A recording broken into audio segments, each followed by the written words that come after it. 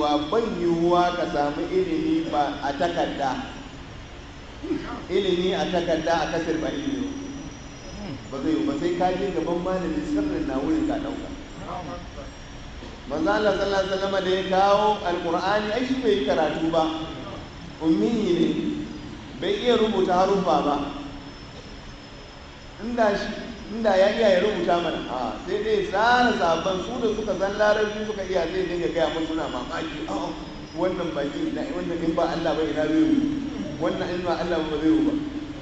Idan suka ɗauko daga annabi su kuma sahabbai sai su dinga karantar da juna, sahabbai suka karantar da tabi'ai, tabi'ai suka karantar da tabi'una har abin yayi faɗi har zuwa wajen saraka duk mutumin da zai ce shi zai ɗauki ilimi haka kawai a karatu wajen ya san larabci ya faru ba zai fahimci koyi ba.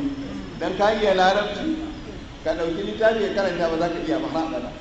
Ai sirrin yana wajen je gaban malamin ka ɗauko, ka tankwashe kafa ka ɗauko. In kun lura duk wanda ya san manya-manyan malamai lokacin da ake karantarwa da akwai lokacin da in almajiri ya kai ba a fassara mashi, ba wai bai san abin da ake karantar shi ba ne, amma ladabi gaban malamin. Mun gani a gaban yayanmu ana karantar da hadisi ba su fassarawa, sai a ce hadisi wani an sai an je wurin da ya kulle sai a yi fassara.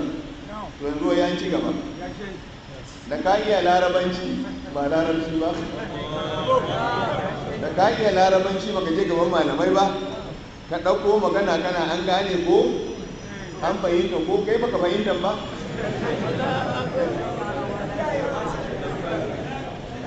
Yaushe mai ido ɗaya zai ce ya mai ido biyu?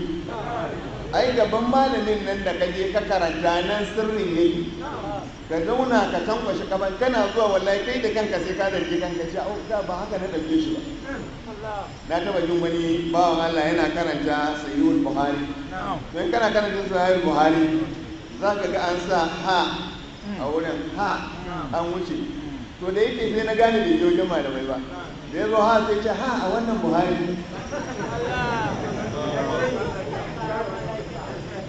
ha a wannan Buhari. Ai ilimi ne a hawulin isnada, abin da yake wurin hawulin isnada.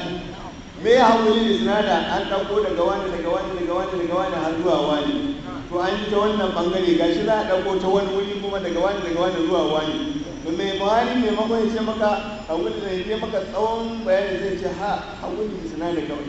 To haka za ka yi ji idan mutum ba ya je makaranta ya ɗauko ba zai ga yana ta baragada. Haka Qur'ani ba ya kama sama ya hada da kasa ya nemo wuya ya hada.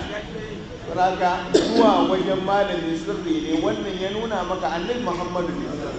Allah na iya bashi direct daga gare shi, ya sa Jibrilu tsakani. Ko da ya sa Jibrilu tsakani, in Jibrilu ya har wani lokaci ya ce Jibrilu mai annabi ya ce me ake nufi da kaza, sai na tambayi ubangijinka. To kaga shi ilimi na addini ba a samun sa akan hanya, ba jarida ba ne, ba a tsintan sa a kasa, sai ka je wajen malami. To Allah yana gaya wa annabi ya qabla an yuqla ya qul ka ce rabbi zidni ilman, Allah ka kara mini ilimi. Annan ma wani ilimi ne mai yawa. Manzo Allah sallallahu alaihi wasallam ya ce Allah ya kara mishi kiyo, bai ce ba. Ya ce Allah ya kara mishi yarda, ya riga ya gaya masa wani zo bai yi karbu ka mazalla. Duk abin da ka sani Allah zai yayi wa annabi, kar ma ka nemi ƙari, kafin ka faɗa ma ni na riga na maka. Amma da aka zo ilimi ya ce wa qul rabbi zidni ilman, Allah ka ƙara ya mani ilimi. Shine bai tara ilmul awwalin wal akhirin, ilimin farko da na ƙarshe ya san je ya san gobe har lahira ya sani. Yau ga sai Allah yana cewa ka ƙara mini ilimi. Kaga duk ilimin ka wa kullu bi ilmin alimun. Alhamdulillah.